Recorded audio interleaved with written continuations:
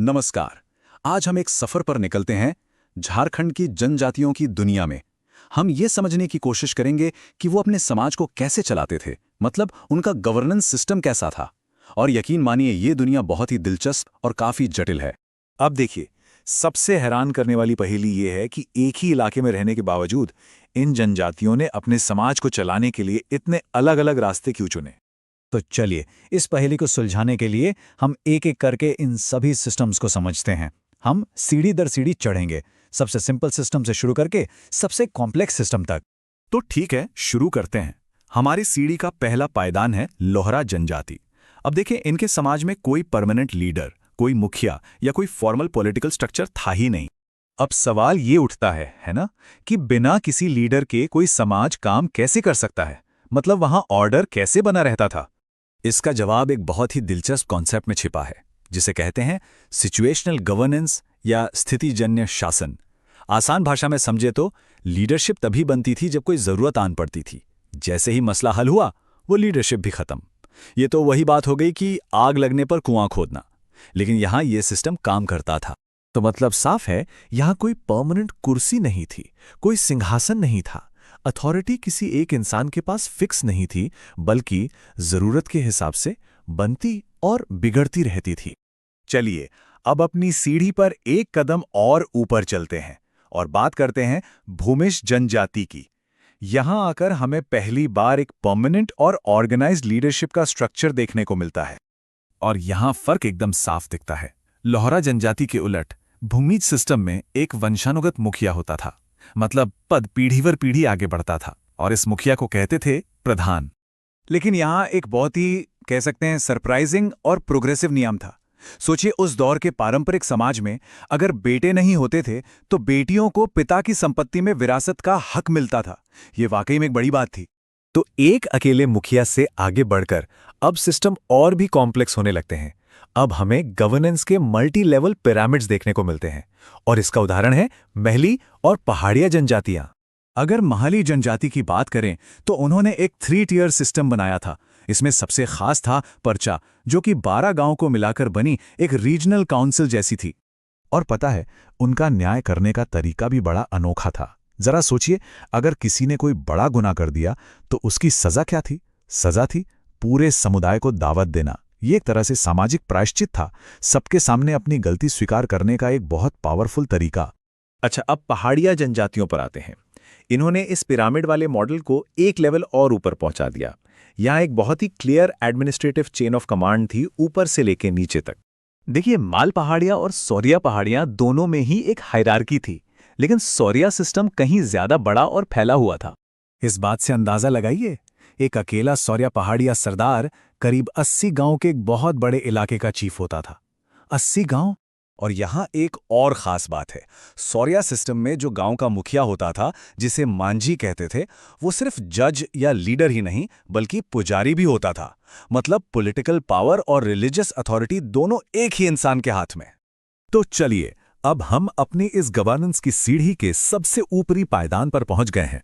यहां है करमाली जनजाति, जिनका सिस्टम हाईली इंस्टीट्यूशनलाइज्ड यानी कि अत्यधिक संगठित माना जाता है। ये एक प्रॉपर फॉर्मल 3 लेवल स्ट्रक्चर था। इसमें हर किसी की भूमिका एकदम साफ साफ तय थी। कह सकते हैं ये किसी मॉडर्न ऑर्गेनाइजेशन जैसा ही था। इनकी सबसे बड़ी जो काउंसिल थी, उसे 22 कहते थे। क्यों? क्योंकि इसमें 20 से 22 गांव शामिल होते थे और ये 22 ही उनकी सुप्रीम कोर्ट या पार्लियामेंट थी। इसका फैसला बस फाइनल होता था, उसके ऊपर कुछ नहीं।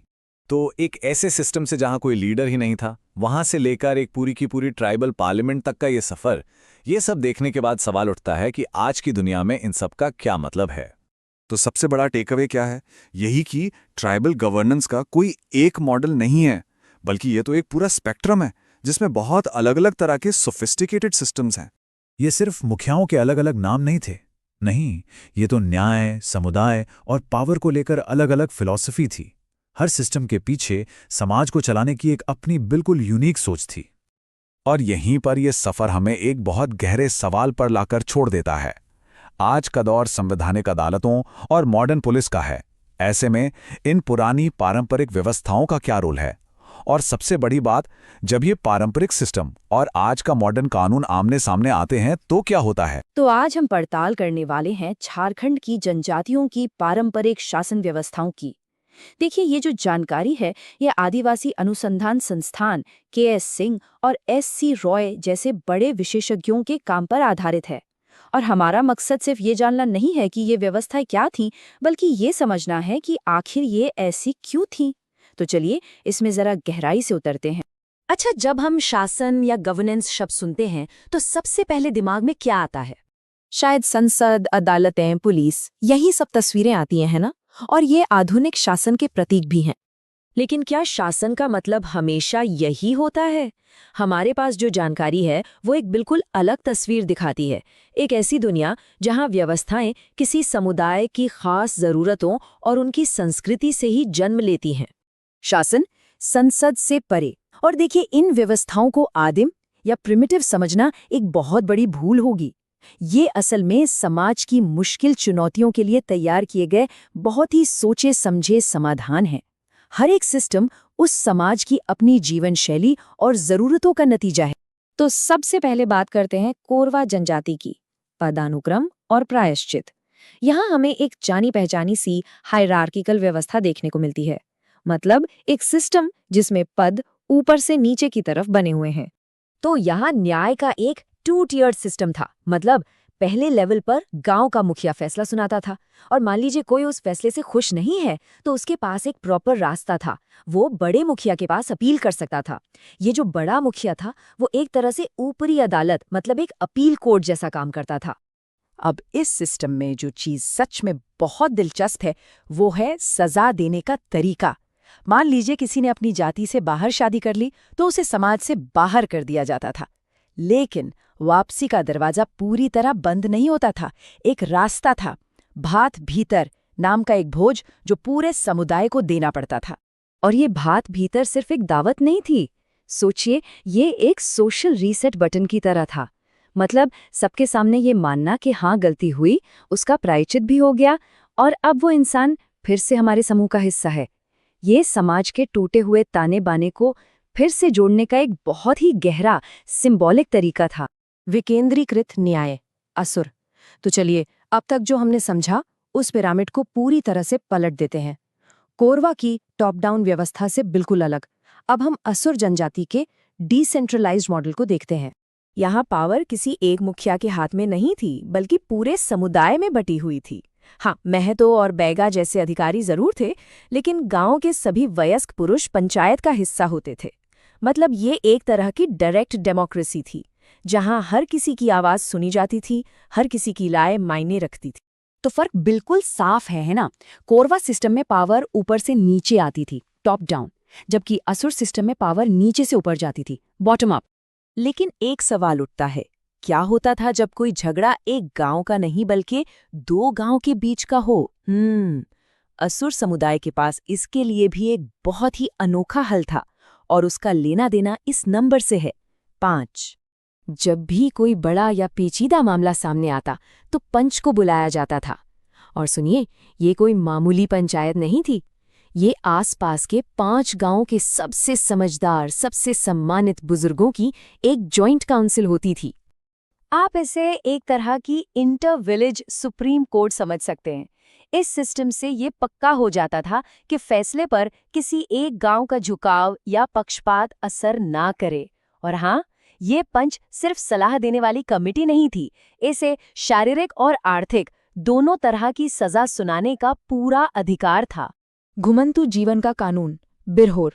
अच्छा, अब तक हमने जो भी सिस्टम देखे वो सब बसे हुए गांव के थे। लेकिन सोचिए, तब क्या होता है जब पूरा का पूरा समुदाय ही घुमंतु हो, जो हमेशा एक जगह से दूसरी जगह जाते रहते हों।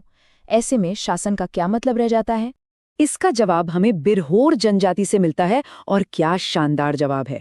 देखिए, यहाँ कोई तय सीमा वाला गांव है ही नहीं। इनकी पूरी दुनिया टांडा के चारों ओर घूमती है। ये टांडा क्या है? ये शिकारी परिवारों का एक चलता फिरता बसेरा है। यही उनका समाज है, यही उनकी अदालत और यही उनकी सरकार भी। मतलब एक ऐसा सिस्टम जो उनकी नोमैडिक लाइफस्टाइल के साथ बिल्कुल फिट बैठता है। भाईचारा और सम्मान, पड़िया बिरजिया। चलिए अब शासन की परिभाषा को थोड़ा और फैलाते हैं। अब हम उन सिस्टम्स को देखेंगे जो कानून कायदों से ज्यादा भाईचारे और सम्मान जैसे गहरे सामाजिक मूल्यों पर टिके हैं। पहले बात पड़िया जनजाति की। यहाँ पंचायत को कहते हैं भैयारी, जो बना है भाई शब्द से, और ये नाम ही इसकी पूरी कहानी कह देता है। यहाँ मकसद ये नहीं कि कौन जीता कौन हारा या कौन सही कौन गलत। मकसद है भाईचारे की भावना से सुलह करवाना। और एक और खास बात, यहाँ काम भी साफ साफ बटे हुए थे। न्याय का काम महतो देखते थे और धार्मिक मामलों का काम बैगा। अब आते हैं बिरजिया जनजाति पर। इनकी कुटुंबायत व्यवस्था तो और भी गहरी है। यहाँ पावर किसी कानून या पद से नहीं आती, बल्कि समुदाय के सबसे सम्मानित बुजुर्ग के नैतिक अधिकार यानी मॉरल अथॉरिटी से आती है। ये सिस्टम इस विश्वास पर टिका है कि तजुर्बा और ईमानदारी ही सबसे बड़ा कानून है, और कोशिश यही रहती है कि सारे मामले घर के अंदर आपस में ही सुलझा लिए जाएं। शासन के अनेक रूप। तो अब तक हमने एक पूरा सफर तय किया है ना? कौरवा के हायरार्किकल सिस्टम से लेकर असुर के डायरेक्ट डेमोक्रेसी तक, बिरहोर के चलते फिरते शासन से लेकर बिरजिया के नैतिक अधिकार पर आधारित सिस्टम तक। तो एक नज़र में देखें तो हमारे सामने शासन के कितने अलग अलग मॉडल हैं। कोरवा का पदानुक्रम, असुर का सीधा लोकतंत्र, बिरहोर की गतिशीलता, पड़िया का भाईचारा और बिरजिया का बड़ों के लिए सम्मान पर आधारित सिस्टम। हर एक अपने आप में एक पूरी व्यवस्था है, और ये सब मिलकर एक ही बात साबित करते हैं कि शासन का कोई एक सही तरीका नहीं होता। तो सबसे ज़रूरी बात जो हमें समझनी है वो ये है कि इन सभी सिस्टम्स को आदिम या प्रिमिटिव कहकर खारिज नहीं किया जा सकता। असल में ये बहुत ही सोफिस्टिकेटेड समाधान है। ये उन समुदायों की अपनी सामाजिक, आर्थिक और सांस्कृतिक ज़रूरतों के हिसाब से हज़ारों सालों में तैयार हुए हैं। और ये सारी बातें हमें आज के एक बहुत बड़े और दिलचस्प सवाल पर लाकर खड़ा कर देती हैं। आज के भारत में जहां एक संवैधानिक पंचायती राज सिस्टम लागू है, वहां ये पारंपरिक ढांचे क्या कर रहे हैं? ये नए सिस्टम के साथ कैसे तालमेल बिठाते हैं? क्या ये दोनों साथ साथ चलते हैं, या इनमें कोई टकराव होता है, या फिर ये एक दूसरे की कमी पूरी करके न्याय को और बेहतर बनाते हैं? ये कुछ ऐसे सवाल हैं जिन पर सोचना वाकई बहुत ज़रूरी है।